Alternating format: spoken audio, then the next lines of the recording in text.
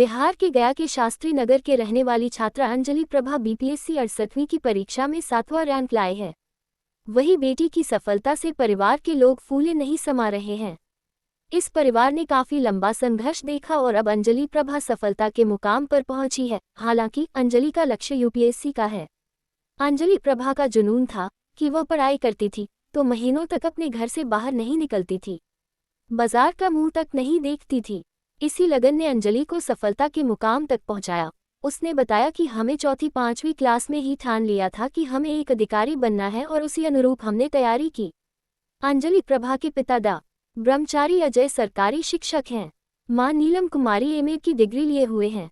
ये मूल रूप से अरवल जिले के दरियापुर के रहने वाले हैं।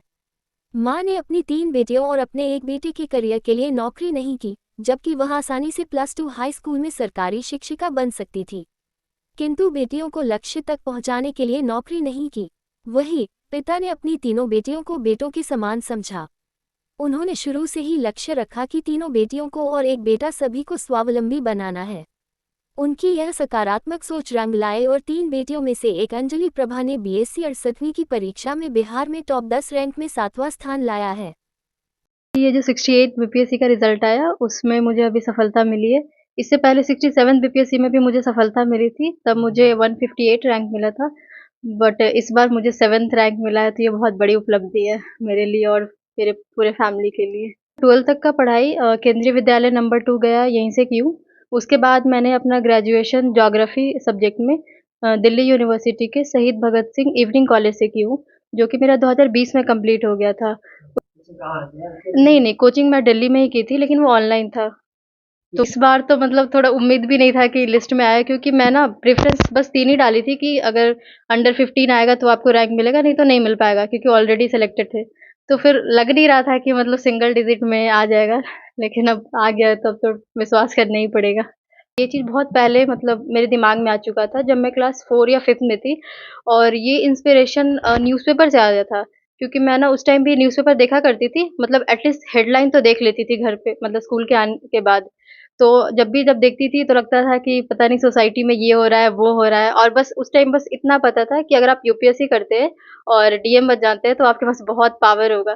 तो वो चीज़ ना दिमाग में बैठ गया था, और तब से मतलब मैं डिसाइड कर ली थी कि बस इसी में आगे जाना है, और उसी हिसाब से अपना सारा कुछ प्लान की कि मतलब 10th के बाद पीसीएम लूँगी, उसके बाद फिर ह्यूमैनिटीज़ से अपना ग्रेजुएशन करूँगी, उसके बाद प्रिपरेशन करूँगी, और उसी हिसाब से सब कुछ अपना मैं योजना बनाई, और आज सफल हुई।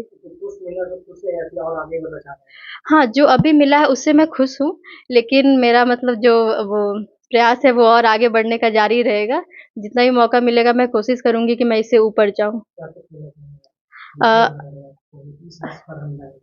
अ सबका तो सबसे यही रहता है लक्ष्य कि आप एक बार यूपीएससी में अच्छा रैंक लाकर आईएएस बन जाएँ, तो मेरा भी वही रहेगा।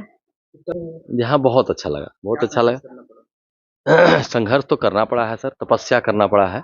5 साल बेटी को हमने जो है तपस्या करवाया है। हमारी वाइफ़ का भी उसमें बहुत बड़ा योगदान रहा है। वाइफ़ खुद नीलम कुमारी एमएड की हुई हैं और उन्होंने सर्विस नहीं किया, और बेटियों को जो है उन्होंने काउंसलिंग किया है, मोटिवेशन दिया है। प्रतिदिन बात करते थे वो रात में, और बात करके मोटिवेट करते थे, और कोई इश्यू होता था तब फिर हम बात करते थे। तो मेरी वाइफ़ का भी बहुत बड़ा योगदान है। उन्होंने तपस्या किया है और करवाया है बच्ची से। ये 8 से 10 घंटा रेगुलर पढ़ाई की है, और कभी पढ़ाई के लिए हमको कहना नहीं पड़ा है। हाँ, ये तो हर माँ-बाप को खुशी होती है। तो क्या आगे तो आप कुछ देखना चाहेंगे हाँ, आगे नहीं और आगे इच्छा है कि और आगे यूपीएससी के लिए। कितना योगदान रहा आपका